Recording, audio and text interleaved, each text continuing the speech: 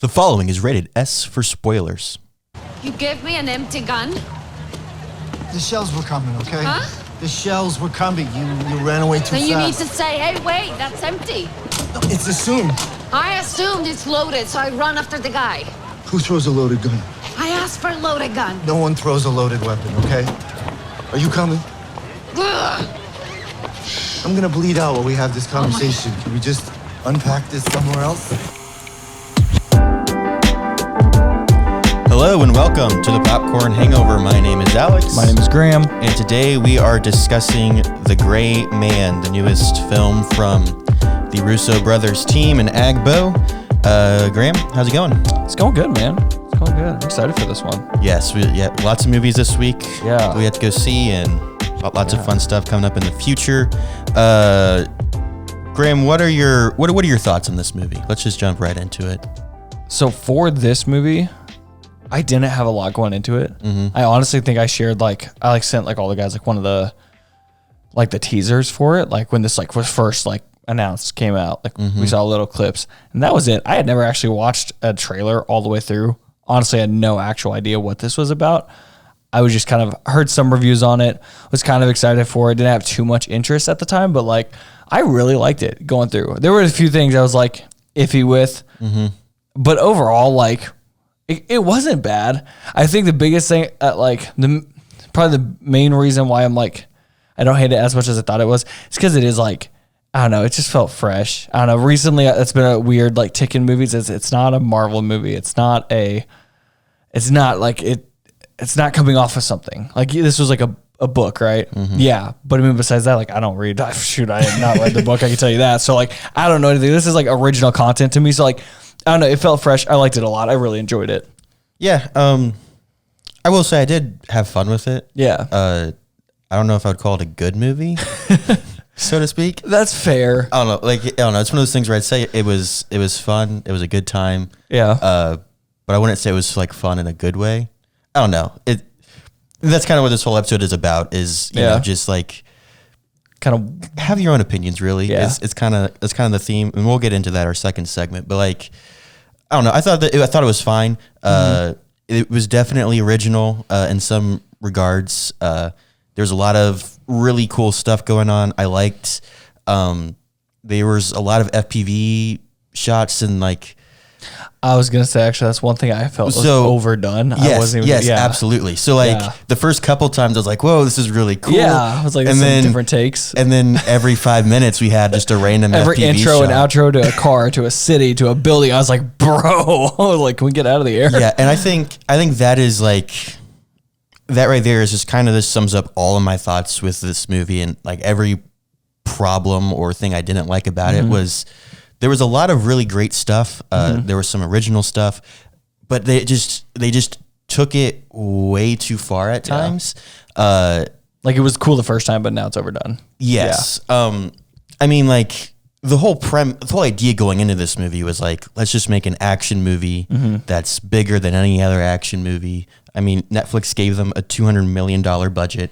Holy crap! Yeah, so they had some faith in the Russos, and I mean, after Extraction and Red Notice, Netflix's action movies they've been okay, are doing pretty good for themselves. So I'm not surprised by that. But the Russos kind of took that Marvel level budget, and they were supposed to do a Marvel level thing. Yeah, they didn't. And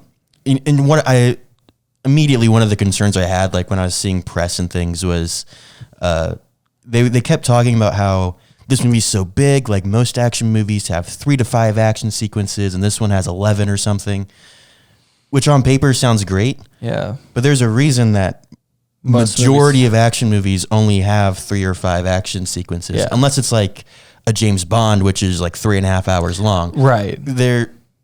There's no story here, really. Yeah. I mean, I don't know. There's a plot and things are happening, but I don't care about any of the characters. I couldn't tell you a single one of their names other than Sierra 6. Yeah. That's the only one I remember. Yeah.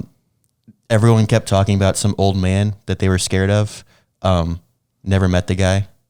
They're always oh, the old man's going to be mad about this. And I was who's... See, I thought they were just referencing the Fitz or whatever, the old guy. They used to head of it all. But he doesn't have to say anything anymore because he's literally retired. So that's why I was also like, to why me, would it they seemed be like scared? there was, I don't know, maybe they're trying to set up a sequel and like a whole, I don't know. I mean, I know they kept mentioning all the shadow government stuff, and they're like, that's even above what's his name. So like, I don't know what he's gotten himself into. And I was just like, are we going to elaborate on that? Or is that's it? That's it. Right. So I'm like, I don't know, that's stuff that I would have been interested in. Cause like, the premise for this movie is really, really cool. I like the idea of like, we just have people that we've trained to be ghosts who no one's going to care about, and they don't care about life either. So like, we're just going to make them super assassins. And like, I don't know.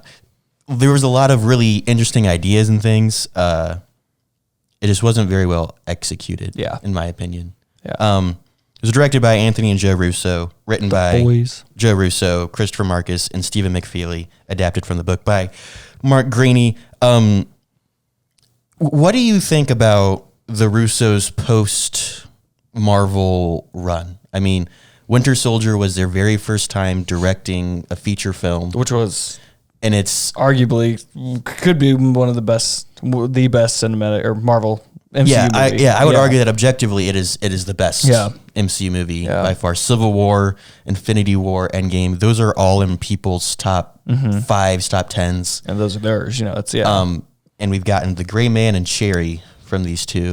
So I still never saw Cherry. You don't need to. No, I say that's what I've heard. When it was like coming out, I was super excited because it's Tom Holland, dude. Who doesn't love that man? And I don't know. Yeah, I just heard terrible things about it. Never cared to see it really then. So I don't know. This compared to like the work that I've seen of theirs so far, especially being Marvel level, because it was great. I don't know. I feel like it honestly makes me question more or less like how much of their work could have been like, now that they have, I'm assuming, probably more free reign to do things, if that hurt them more than helped them. Because like I get like when you're working with Marvel, you're working with Marvel. Like you do what they want, not really what you want most of the time, I'm assuming. So I don't know. This is something. Yeah, it just wasn't. I don't know, because like that's the thing. I know we were talking previously. You said even the writer is. Yeah, it was. So Marcus and McFeely. Wrote. I don't think they wrote Winter Soldier, but I'm pretty sure they wrote the two Avengers films and Civil War that they worked on.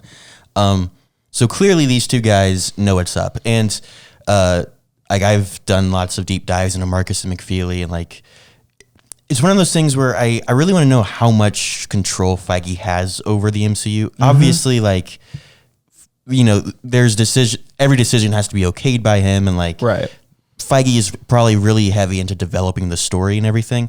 But when it comes to like the script and what's going on, like they still have a lot of reign to do whatever they want.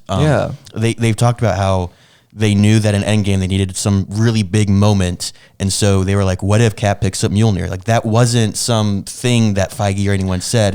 Those two in the writers' room saying, "Oh, wouldn't this be a cool thing to happen?" And they pitched it, and everyone loved it.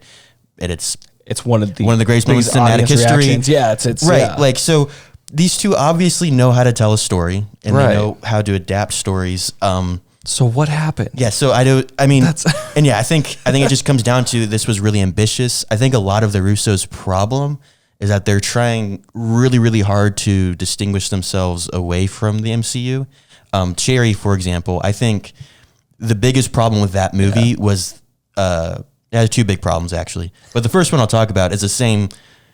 And like, I don't know, those two problems are the two big problems I have for both of these movies, really. So the first one is just in terms of execution. Cherry very much seemed like the Russos really took offense to Martin Scorsese saying that their movies are theme park movies. Yeah. And so like just the whole thing just felt like it was trying to be cinematic. Or just proving a point. Yeah, like, I mean, I remember at the end, there's like a 5-minute sequence where it's like one shot through a prison, but the camera's just moving from left to right, and then it's like passing through walls, and it's supposed to look cool. And if you want to do that sometimes, or for one or two of those transitions, that's fine. But like for a 5-minute sequence, like I was like disoriented, and it was distracting. Like I didn't care. It didn't execute. It was a really great idea. But it was not the way that they should have gone about executing that entire scene.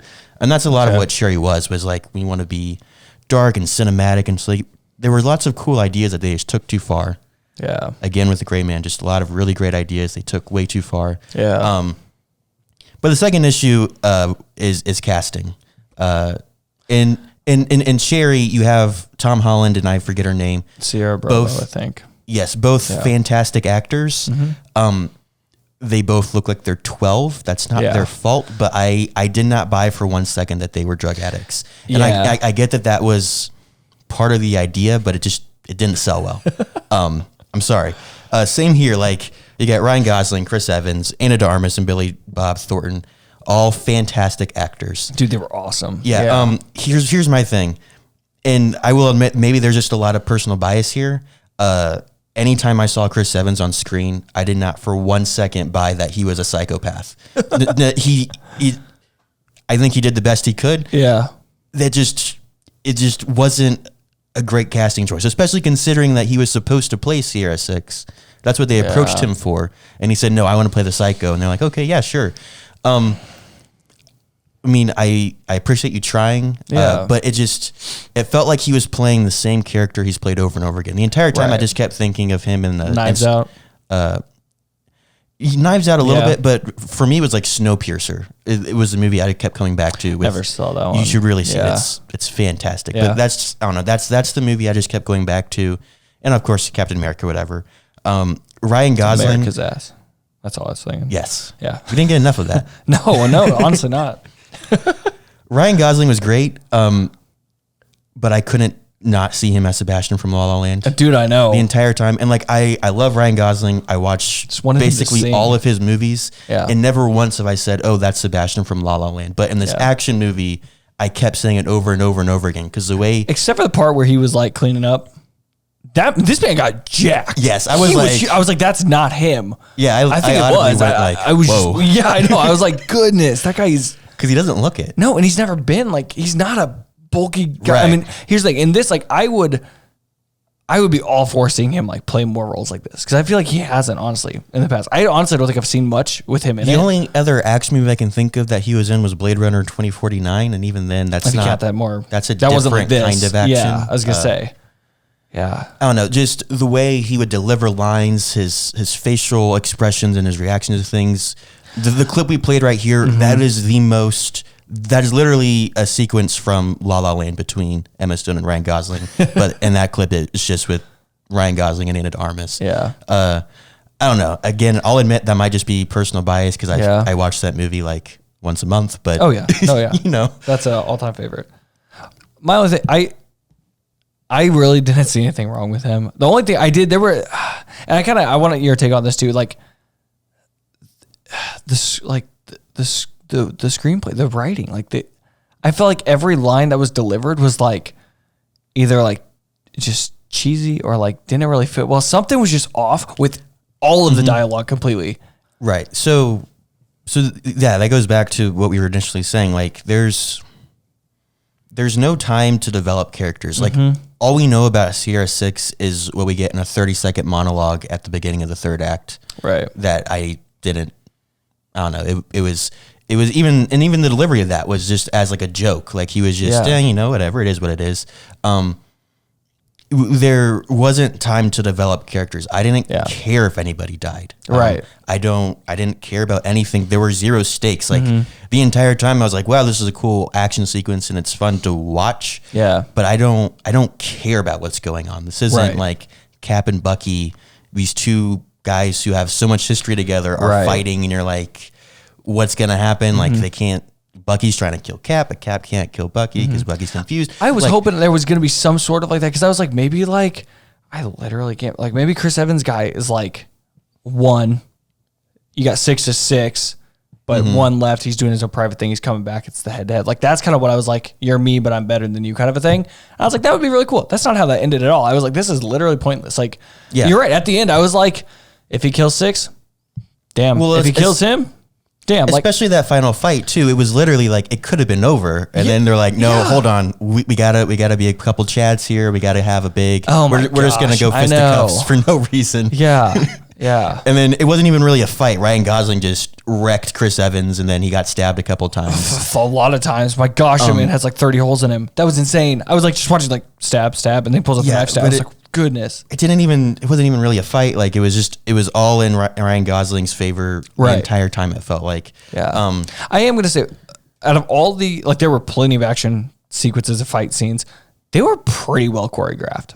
Yes. As far as you could tell. Everything, like, the one I keep thinking of is, like, with Ana de Armas and the other guy. I don't know who played the lone wolf guy. That guy. I can't think of it. Yeah, I don't know his name. He, like, when they were fighting over that table, like, choking each other out, just back and forth. I was just like, dude, that was intense. fantastic. Like, that was so well done. Like, Yeah, same here. I loved the idea of Ryan Gosling being tied to a bench and, like, Dude. he's just like, he's just moving around. Like, I don't know what to do. Yeah. Things aren't going right. Like, that was a really clever way to, like, make something that we've seen a million times interesting.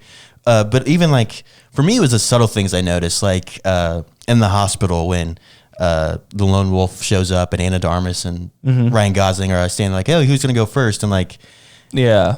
Ana de Armas takes the first punch, and then, like, Ryan Gosling is a mid swing, and then lone wolf throws Ana de Armas in the way, and he, like, stops and backs off. Like, it felt super real. Like, that's how a fight with multiple people should go, and it shouldn't be, okay, I'm gonna wait my turn. Okay, now there's an opening. Yeah. Like, they should both. Choreography was fantastic, and that's one thing that, like, I think it got the Russos the job at Marvel, like, with the Community Paintball episode. Like, they know how to direct action. I love that.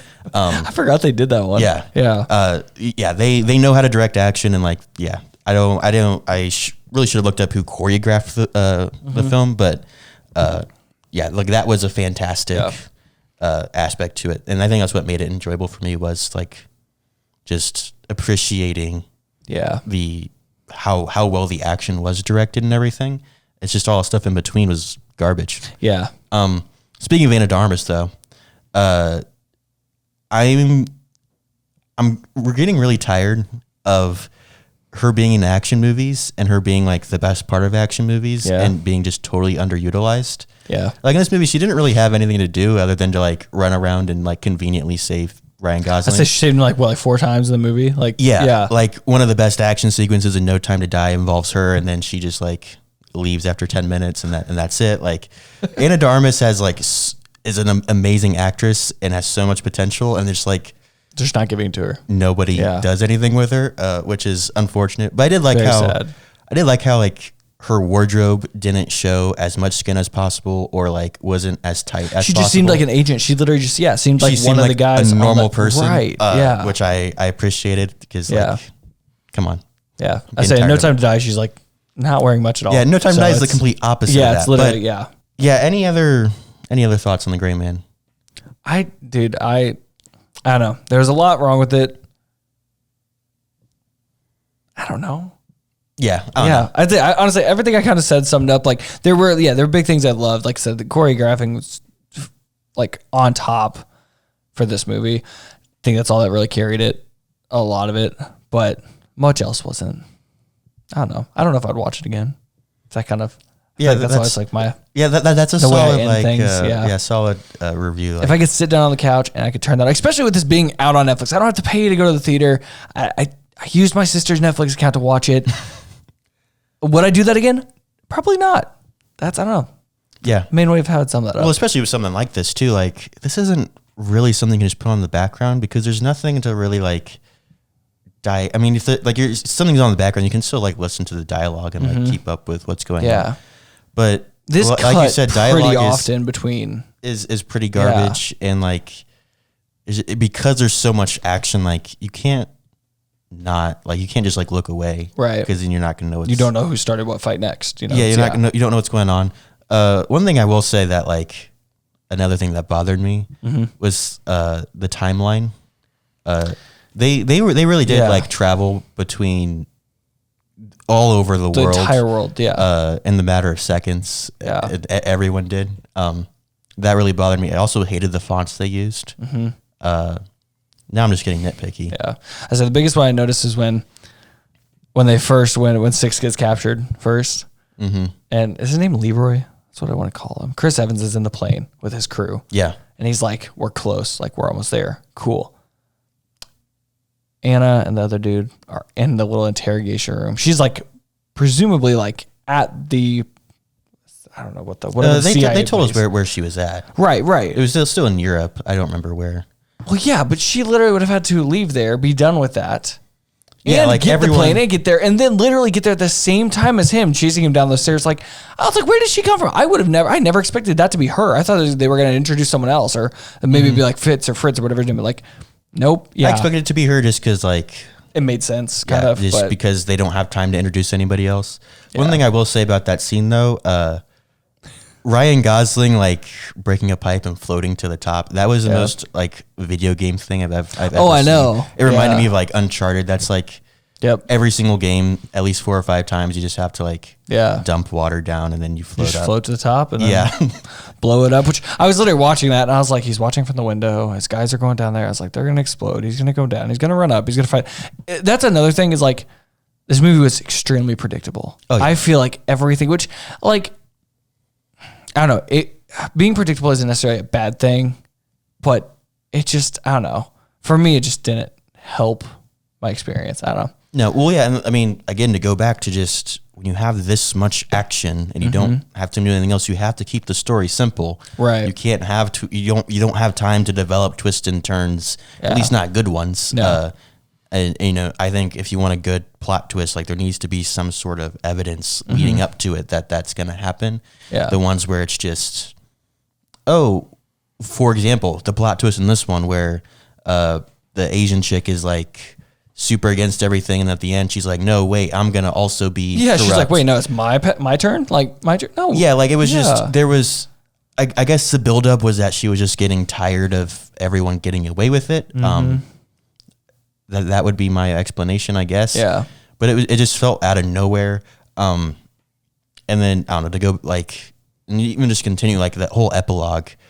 The epilogue ruined the ending, quite frankly, because it ended on a down note, and it was like that would have been like a statement of our government is corrupt or whatever. Right. I don't know, however you want to say that. But then we get the epilogue, and like everyone's all down, and then Ryan Gosling just gets the girl and they run away. So Ana de Armas has no reason to like do anything, cooperate, whatever she has to cooperate with. I mean, she just wanted her, like, the main thing is, she just wanted her career. She just wanted to come out clean. Yeah, but you still trying to work for that company after you just found out all this? Well, then she said, the only reason she was going to cooperate was if the girl was okay. But now if the girl's gone, then like, Ana de Armas has no reason. Go nuts and start. So now Ana de Armas can just like throw everyone under the bus, and then she would get an instant promotion to like the top because everybody else was corrupt. Yeah. Also, was she wasn't like Sierra, right? She was just an agent. No. From what I understood, she took the role of Fitz. Like he left, and then she took over his spot, and then the other people were overhead of all of that, and they're trying to dissipate it. Okay. That's because I couldn't tell because it was like it wasn't like, really explained. Well, because when he was in the trunk and he's like I just killed 4. He's like everyone's trying to kill me. He's like, what's stopping them from coming after you next? So I was like, was she one of the older recruits that are like, was she part of that era that they're trying to kill out? I didn't think so. See, I didn't either. And then now the fact that she's like literally one of the top 3 back in the building, and I'm like, what are you doing? I think she was really supposed to be Fitz's replacement, but she didn't. Because she did also say that she was like setting up the missions. Right. So I don't know. Wait, who are we talking about? We're talking about Ana de Armas' character. Okay, no, yeah. Okay, cool. Same person. Yeah. Yep. Never mind. It is. Yeah. Still Ana de Armas the entire time. No, I know. Yeah. For sure, I thought you were talking about the other chick. Oh, I don't know her name. Yeah, because she kind of filled in that role too. But yeah. I have one little complaint though. Let's hear it. One little complaint after. Honestly, no, this is actually, it's completely pointless. And like, it was at the very end. Okay. So Denise, whatever her name is. Okay. Yeah. It's just another Thursday. That was the thing. Cute, simple, just the 2 of them. They understood it. It was their thing. Mm-hmm. You know when he drops the record off at the very end and just says, play really loud? He should have just literally put down like, it's just another Thursday. She would have understood. He's here. I'm gonna turn this up. Like, but he wouldn't. The whole point of that was so that she didn't have to hear it. Well, no, from what I know. So, but I also feel like she could have probably would have clicked for her. I mean, if you're a little girl and like you're gonna get saved, you're gonna be like looking out the windows saying, "Oh, like where's?" I guess that's true. But like I just for the movie's sake, like Yeah, It would have just like thematically, sure. right. That's what I'm saying. It would have just fit so well. And when it just said "Play Me Loud," I was like, why? I was literally so upset with that. It literally doesn't matter at all though. Yeah, Like that's what I'm saying. Like it's completely pointless. A total nitpick. It wouldn't have changed anything of what happened or how they did it. But I just feel like, yeah, from the audience side of perspective, we would have seen that and just been like, he's here. Because like we all knew he was here. Yeah. Especially because he dropped that record. It was that record and you knew it was that song. But I don't know. Like I said, just the little things. Those are our thoughts on the Gray Man. I don't know. I feel like we say this every time. I don't know. I think Graham liked it more than I did, but I did still enjoy it. I think I did. Yeah, I definitely think I liked it more. Despite its problems. And you know what? This has been a pretty divisive movie among everybody. Mm-hmm. And we're going to talk about that and Rotten Tomatoes and like critic scores and audience scores and how all of the stuff like that. So we'll be right back.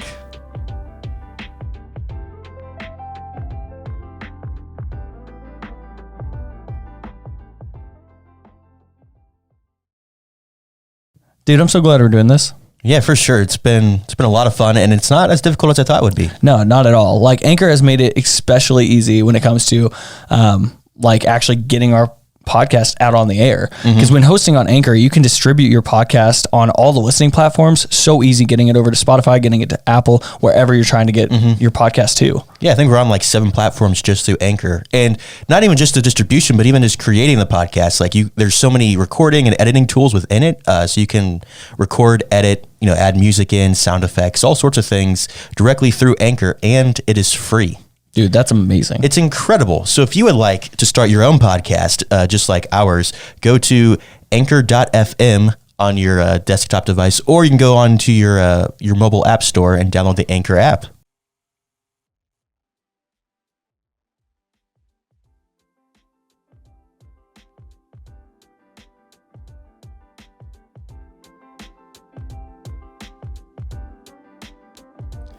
We are back. We're back.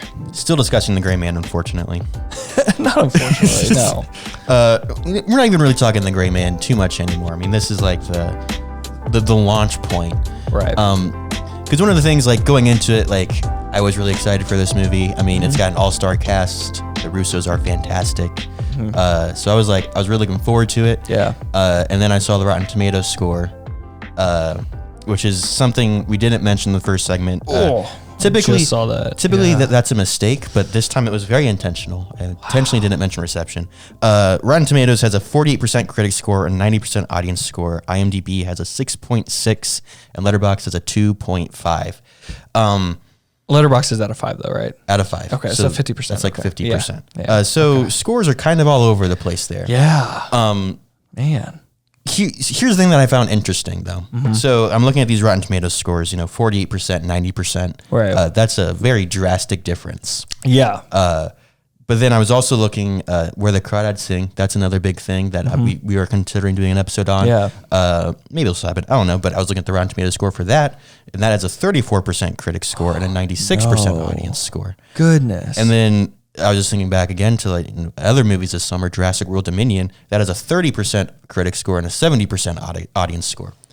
So there's a weird trend going on here where there's like really, really low critic scores and really, really high audience scores. So I was curious, and so I just went on Rotten Tomatoes website today, and I was just scrolling through movies this summer. Just disclaimer. Yeah. I haven't seen about half of these movies or shows, and some of them I haven't even heard of before. So I can't really commentate on some of them, but just a random list. I'm going to say the audience or the critic score and then the audience score. So we have Mid-Century has a 40.73, Persuasion is 31.66, Uncharted 40.90, Fantastic Beasts: Secrets of Dumbledore 46.83, Eternals 47.18, and then just for giggles I included Morbius, which is 47.78. Yes. 47.78 for Eternals. And just for giggles, I included Morbius at 16.71. And then even like for shows, we have Terminal List that's on Amazon Prime with Chris Pratt, 39% critic score, 95% audience score. Yeah. But then on like the flip side, we have a show on Hulu called Irma Vep that has a 100% critic score and 58% audience score. Okay, that's whack. Yes. Yeah. The Northman has an 89% critic, 64 audience. Aftershock 127, Us 93, 60, She Will 87, 55, and Hellbender 97, 54.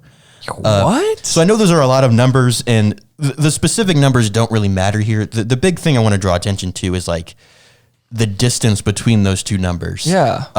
Which is just so crazy to me. Like, why? Those are horrible numbers. Yeah. Why do you think there's such a discrepancy between critic scores and audience scores? Now, here's the thing. I don't know. The main thing my takeaway from the first set. Okay, so you get those movies like Jurassic World, Uncharted, Fantastic Beasts. We'll throw Eternals in there. Most of those are movies we've talked about on the show before. So They if you want to know are. our thoughts, go check those out. Yes, yeah, because we gave a little more detail than what I'm about to say. But what I get there is like, for example, Jurassic World, Dominion. The critics are going off of most likely it's going to be like the third movie to the World Series. It's like how they look at everything. I mean, they look into more of that than what the audience just do as it's a dinosaur movie. It's dinosaurs eating people. Exactly. Right. That's how they see it there. When you have Fantastic Beasts, again, that I've never seen any of those movies. I have not seen a lot of the Harry Potter movies all the way through. I just haven't gotten around to it. But again, they're looking at, I feel like, more or less the franchise of where it's coming from and how it's actually done. And then, of course, you're going to have your Harry Potter fans. You're going to get that 83% audience factor. Someone says Expelliarmus, and it's just like, What? But bro, I'm assuming. But then the same thing with Eternals. Like, Eternals was not good, really. I didn't enjoy it that much. There's still so many questions that I left open in the MCU that I'd really like to, but still, I wasn't too big of a fan of it. But again, it's a Marvel movie. You're going to have your fans with the MCU. There's your 78%, even if you're going to get a 47%. Now, the movies that are just absolutely I've never even heard of, like Aftershock, Hellbender, She Will. I don't even know. yeah. I mean, I don't know where those come from, unless those are just like someone's really wanting to push something. And most of these movies, because like some of them are old, like Us and stuff like that. I never saw Us actually. Those were those are like what is big on streaming right now. So Okay. some of these are straight to streaming movies. Okay. Especially the ones that did have like 100% and everything. Yeah. So yeah, I don't know if that has anything to say about it. I don't know. I think I agree. Like there's sometimes an audience member is just like, they're just there for the ride, or, Right. and people have movies are art at the end of the day. And art is subjective, and everyone's going to have their own opinion and interpretation, and that's fine. But critics are kind of coming at it from a different perspective, a more critical perspective. Yeah. Funny how that works. So like, I mean, things, for example, like I'll have conversations with people when they find out, I like movies, I have a podcast, I make movies, whatever. They're always like, oh, what's your favorite movie? Or like, what's your favorite genre? And for me, that's like I don't know. Like, I don't necessarily care about genre. I want to watch movies. But then like, I might say, what's your favorite movie? And they'll be like, I don't know, like Billy Madison. And I'm like, Why? Yeah. Like that's, sure, it's a funny movie, but like Is that just what comes to mind? Is it like, okay. And I'm like, no, it's my favorite movie of all time. And because for them, like they laughed a lot. It's an enjoyable experience. And so that's their favorite movie. Whereas for me, like with my favorite movies, it is entirely based on partially how it makes me feel, but mostly just like, I mean, my top two are Damien Chazelle movies. So like, I love Damien Chazelle, and I love the way he writes. I love his stories. I love the way he directs. I love his whole team, his editor, Tom Cross. Like, I love all these very specific aspects of filmmaking, and my favorites are the ones that I think do those things the best. Yeah.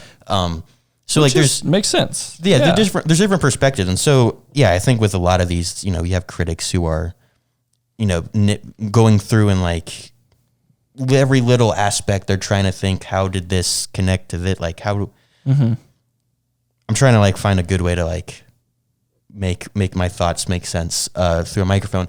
The way that I judge on how good a movie is how it takes all the aspects of filmmaking and uses it to tell a story in the best way possible. Because I mean, sometimes it's just better to tell a story through a book or through music or whatever. And the thing that's great about movies is that you can use all of those things and put them together. And so how do you use camera movement to tell the story? How do you use the score to tell the story, or acting and directing, whatever? There's all these aspects, and how do you put all those together to tell a story in the best way possible? To go back to The Gray Man, like the reason that I don't think this is a great movie is because sure, there's individually these things are really great, but they don't combine well to tell the best story possible. It's not executed well, hardly ever. And so that's why I think on Letterboxd I gave it a 2.5, just because like it's not great, but it's. I mean, you have your. I'm not gonna say it's bad. You have your pros and your cons. I mean, at that point, like, yeah, looking at The Gray Man, I'd say a 2.5 is solid. That's your 50% mark. Like, it's not great. It's not terrible. Like. Well, and for me, just, I don't know, if anyone's curious and they want to follow me on Letterboxd, my username, I think, is AlexBayama7. But the way that I like... Wait. Are you like a Harry Potter fan or something? I'm just kidding. I am actually. What? Yeah, the way that, like, I rate things is, like, if it's like an okay movie, I give it 3 stars just because, like, that's technically in the middle of 5, you know? It's okay. And then, like, 2.5 is, like... You tried your best. Yeah, you give it a solid effort. Yeah. Like, I don't know. I would still recommend The Gray Man to like people who like action movies. Yeah. Someone who would say that Billy Madison's their favorite movie. Like, yeah, try and dabble in something else. Just try it. I mean, Adam Sandler's really stepped it up a little bit in recent years. I mean, Billy Madison's a solid movie. Yeah. Don't get me wrong. It's just it's in its own little bubble of solid. Yeah. Side note, I got distracted, but like, I think one of the reasons I did enjoy this Gray Man was like, because you have to go into it expecting a certain thing, right? Like, I'm not going to go into an action movie and expect like, I wasn't expecting nothing. I don't know. That's not. I'm not going to go into like a comedy and expect like tragedy, yeah, or just all that sort of stuff. Like, there's certain things that you have to expect. I don't go into a comedy expecting like some crazy plot twist that's going to make me rethink my entire life. Right. That's just not what those are. Everything, the reason there are genres are like, there's different purposes. And so I feel like sometimes critics might not always go into it with that perspective. And that's something I see like with reviews, especially with Marvel movies, like, and you've said it before too, like when you like a movie and a show or whatever, like you just go in with different expectations. And so like, I think sometimes critics go into like a Marvel movie because they never really, I mean, Rotten Tomatoes sure gets a high score, but like they don't typically get awards recognition and things like that. Right. But like, I think it's partially because they go into it expecting a coda or like a Power of the Dog, like it's a super big dramatic thing. And it's like, no, these are action movies too. Yeah. They dabble in other side things as well. But expect coda, you get Thor 4. That's awkward. So, Graham, do you think that like these critic scores like actually matter? I think they matter more than they should for some people. Okay. Because I feel like a lot of people actually like I know it used to be a really big thing when I was growing up, like my parents would check reviews of what movies, the language in movies, scenes in movies, things like that. Just being parents, whatever. Like they would they would look hard into these reviews. I feel like nowadays it's just a lot on these numbers because like that's in like the ads, that's in your trailers, that's in your commercials, 100%, 80%. Like it's, if you have a high number, like you use that number, that's gonna push people to come see your movie. If they know, like honestly, like if you know, for some people that Rotten Tomatoes gave this movie, if it's certified fresh, like I'll go see it. It's worth seeing. Like I feel like some people really do take it into account more than I think they should. Again, a movie is a movie. I'll sit down, I'll watch it. And will I watch it again? That's up to me. That's kind of where I set my opinion and the thoughts I have with it. I don't care if a movie bombs, I'm going to be like, dude, I'm going to go see what's up with that. I kind of want to get my own little opinion of it. And also if it's got great ratings, like great. I just know that I'm not going to walk in just an absolute, just what happened, So I don't know. I feel like it's always going to depend, like come down to the person itself. But I really do think critic scores, unfortunately, do have a pretty solid sway on some people. Not against some people. And when I say some people, I'm thinking like general audiences. Like 45, 55, like 45% of like audience, maybe not even that high. Maybe like 40% of people would have a solid factor into that in today's time. But I mean, when it comes to, I mean, movies and Hollywood is a business that's there to make money. Yeah. So I mean, 40%, that's a massive amount of money. Yeah. Or if you can slap 100%, you just slap a good rating on it. If it's deserving or even not, I mean, that's going to get them in the door. You know? I mean, this movie has an estimated $250,000 worldwide gross right now. So, yeah, I mean, it's a straight to streaming movie. No, so I know. That's not like a. It's not that's not an L. No. Apparently Netflix is making money. Just saying, the way you have it noted, you see $200 million and then just 250. Like it's missing quite a bunch of zeros. So I'm just like, goodness. It is missing a lot. Yeah. On paper, but again, it's Netflix. They have money. It's just like Disney. It's Disney. Yeah. Plus, I mean, they're getting money through subscriptions and they're trying to milk even more out of us. Stupid Netflix. Hey, let me tell you why I hate Netflix. I'm just kidding. Our Graham's weekly discussion on why he hates Netflix. Yeah. I agree with that for the most part. I also I'd also add that like I feel like certified freshes. I feel like I don't know. Maybe this is just me and how I'm remembering things. I seem to remember a world where like 90% and above was like a certified fresh, and now it's like a 60 and above. Like it is. I think it's 63 or 64%. Yeah, I remember like certified fresh used to actually mean something. Yeah. Now, are you talking about like in grocery stores or just on the website? Because I'm going to throw this actually blew my mind the other day. I'm in the store, a local store here in town, and they've got a little sign by all the produce that literally says like certified fresh, have like a 76 rating. And I was like, oh, sick. And I was like, it says 76 different products. I was like, is that, because there's no percentage. But then it dawned on me and I was like 76% rating. I was like, that kind of sucks for your produce, bro. Like, I don't know. Just looking at that, like, I feel like that should be a little better. 76% like what? Like certified fresh. Like that's how fresh their produce quality? is. Yes, so that's what I'm thinking. Like how fresh it is. Like how. Is it just old? Like I don't know. And I'm like, if that's rating your whole like. That's your whole like fresh produce. Like you walk in the door, you go to the right. That's your whole right side of the store. 76% of it is good, but the other like I don't know. That's why I was like, wait, because I saw it as bad. like a movie rating at first, and I was like, wait, is that where this came from? Because it's Rotten Tomatoes. I mean, probably it's a tomato.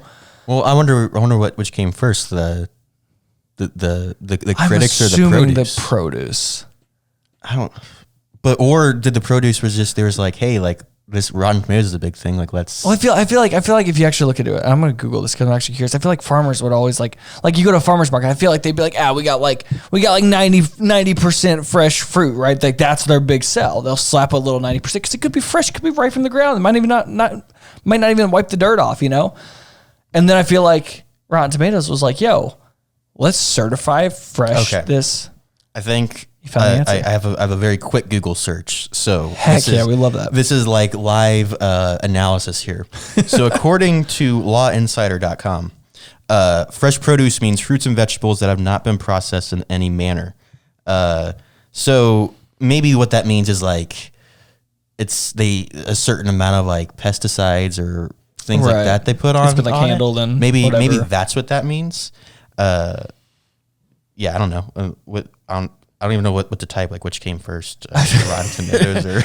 I just be like, where did Rotten Tomatoes get their certified fresh idea? Maybe I don't know. Maybe that's we the should thing. just like a history of Rotten Tomatoes. Should we just call it Rotten Tomatoes real quick? Call Rotten Tomatoes? I don't know. I feel like I don't know, dude. That sounds so dumb. I don't know why I said that, but I don't know. Like, okay. The original inspiration comes from a scene featuring tomatoes in the Canadian film Leolo. So I'm assuming, it was like a standard thing in like markets or no, it came from a movie about like people throw like, oh, like this is like, you know, they put you on like a stockade and they throw tomatoes and stuff at you. That's where it came from. Whack. So I think we are making a connection that isn't there. It's not there at all. No. I think this is. I was just always curious because, like I said, I just saw this sign in the store the other day and I was like, yo, what? Like, I don't know. Just really threw me for a loop, you know? Yeah. Yeah, I need to stop because I'm going to go on like a research thing. Anyway, black hole of yes. So if you learn anything from this episode, Rotten Tomatoes, the review site, and Certified Fresh on produce are probably two different things. Yes. Yeah. That's yeah. Yeah. Take anything away from this I episode. mean, it is like kind of a fun idea that I feel like they. I mean, either way, it's a solid. I hope whoever came up with that got paid well. That's all I'm saying. Like that's what I'm saying. Like it was a solid idea. Like it was a solid idea. You can slap that certified fresh sticker on whatever movie you want. Yeah. Yeah. Back to the point that started all of this. Yeah. Sorry. Certified fresh. That was like a 5-minute. We just went off somewhere else. Anyway, back to the original point. I feel like Rotten Tomatoes is like just throws out certified fresh like candy. Like I feel like everything is certified fresh now. Yeah. Just like how every movie is the #1 movie in the world. It's your opening weekend, bro. Like you're not even, but okay. Yeah. Yeah. Exactly. Like, and yeah, it's. I almost wonder if there is some sort of like. I don't know. I don't think there's any sketchy stuff going underneath the surface. Like, let's pay some people. I don't know. But like you said, like, you can put that stuff in your marketing, and it definitely has an effect on somebody. I mean, one of the ways for me that I can always tell if a movie is going to be good is embargoes and how quickly they let people talk about it. Yep. For some movies, if it's like a couple days out, like Thor: Love and Thunder, for example, they didn't get reviews until maybe a week before the movie came out, as opposed to like the Batman, we were seeing reviews like a month before the movie came out, and then they had early screenings, and like they wanted everyone to go see this movie before its official release, so that way they could get as much money as possible. Which we did. Which we did, and if you want to hear about that experience, Episode numero uno. Yeah, #1. Bro, that wasn't planned. That was not okay. I didn't like that. No, I didn't either. But so yeah, like that's one way like you can kind of tell is their release strategy, I guess, is a way to do that. That's good. I like that. Looking at it that way. Yeah. I mean, and that's not, you can't always do something like that. Everything Everywhere All at Once, for example, that's one of the best movies ever made, and like that had a whack release strategy. Extremely, yeah. If you want to hear our thoughts about that, go check out that episode. This is just like an episode all about promoting our former episodes. So you kind of touched this a little bit, but like, does your experience change based on like the score or like a review? Because I know for me, like going into this, I think one of the reasons I liked it was because I saw it had a terrible Rotten Tomatoes score. And so I went in with extremely low expectations. Yeah. Basically zero expectation, to be honest. I just went in and said, I'm going to watch this. And whatever this is, I will have seen it in 2 hours. Like, do you think, like, do those things have an effect on your opinion or on your experience? I want to say no, but I think they do overall. I think without realizing, because like it's a big thing. If you see a movie before I do, and I'll say, what did you think? You're like, tell you. Yeah, why would I tell you? Exactly. Because you don't want to, make me think one thing over another, but I think it does, honestly. Because again, like same thing like this, like I went into it, watching my wife, she sat down and watched a trailer. She was like, if I'm not interested, I'm not going to sit with you for 2 hours. I was like, fair. She watched it. She's like, yeah, I'm kind of into this. I didn't watch a trailer going into it. So I was just like, yeah, okay. Like, sure. I could like, I was going to watch it regardless. But I think if I would have like watched it, it might've given me a little hype for it, I guess. Might have given me a more of a, like, let's focus on like one thing or another that I saw in the trailer. I don't know. I definitely would have gone it with like a different expectation. Yeah. That's like, I really do like those movies that if they do it well, the trailer like genuinely has nothing to do with the movie. Like that actually, like Doctor Strange did that fairly well for Multiverse of Madness. Jurassic World Dominion, actually, that movie was not at all what I saw in the trailer, but still, it's just, I don't know. I like that because like I'll think I'm going in for one thing and then it's kind of like a whole like surprise twist in itself. And I'm just like, whoa. Like Nope, for example, we just went and saw that movie. That was kind of whack. Didn't have any clue what that movie was going to be about. And that was dope, So kind of one of those things where it just, I would say for me, unfortunately, it definitely has a sway on the way I think I see things before going into a movie. If I hear those reviews or see those things, but which normally I'm all about it too. I always try and like see those trailers the minute they drop and things like that. But sometimes they just get away from me and I just don't ever end up seeing it. There's just so many. Dude, it really is. Yeah. It's a never ending. Yeah. I mean, a little tease for next week. Like the movie we're talking about next week, when I first saw it, I was not very impressed because like I had someone tell me this is the greatest movie of all time. And so I was like, I had very high expectations, and then I was like, I still enjoyed it, but I was a little let down. And then and I saw it again, and I thought, oh, okay, A little better second time. I definitely really like this. So Yeah. if you want to know what that is, tune in next week. Yeah. Hasn't been spoiled at all yet. No, not at all. It hasn't been mentioned this episode a single time. Not even twice, actually. Nope, not at all.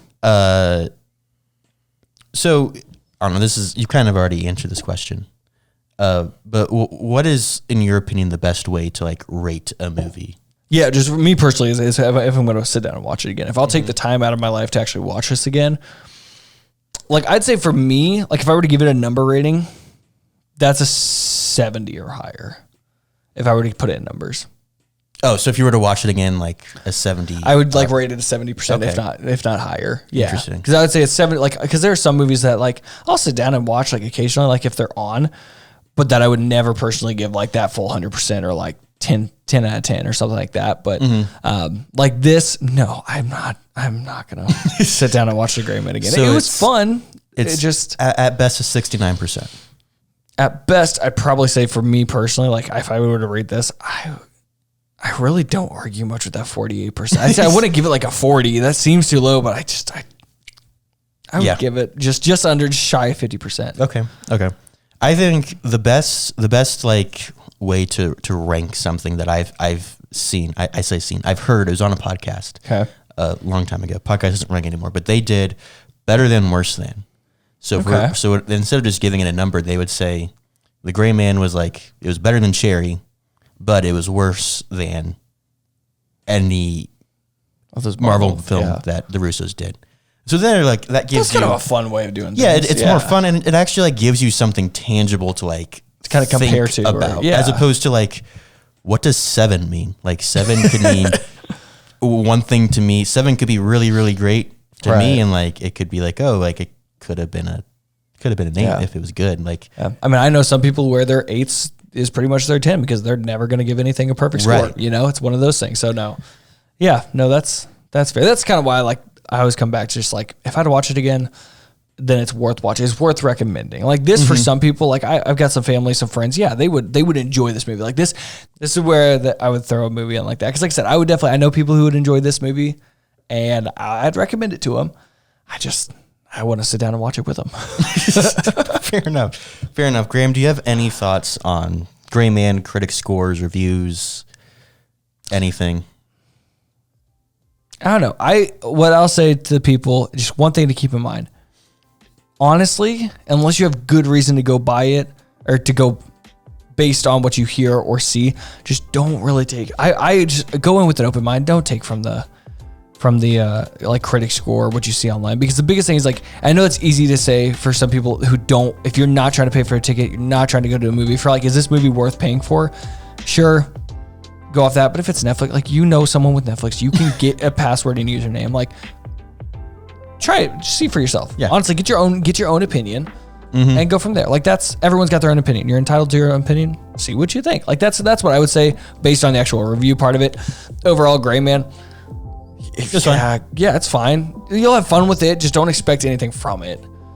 I'd say that, and then you're probably gonna get like 4 other movies following it. Hopefully not, but I don't know. Maybe. I'm gonna restart music because you went a lot longer than I had initially intended for you to. But that's fine. You gave some solid advice, and we're normally I can see you start that. We're just gonna roll with it because this whole episode has been a bit of a mess, but it's fine. This was a fun one. I agree with everything you said, and I say it like every episode. Like, if you like something, like it. If you don't like it, don't like it. It's fine. Who cares? Exactly. I sure don't. I'm just here to tell you what I think because I'm egotistical and I like to know that people are listening to my thoughts. Let us know what your thoughts were on The Gray Man, critic receptions, all of that thing, over on our social medias, Instagram, TikTok, patreon.com/thepopcornhangover. And I'm gonna leave you with one thing really quick. If you think we should go do a episode on the Minions movie, The Rise of Gru, tell Alex yes, and we'll get it done. Peace. I'm not gonna make any promises, but if you really, really want that, then we'll see what we can do. Dude, everyone's been asking for it. I don't think they have, but if you are, let us know. With that, We'll see you next week.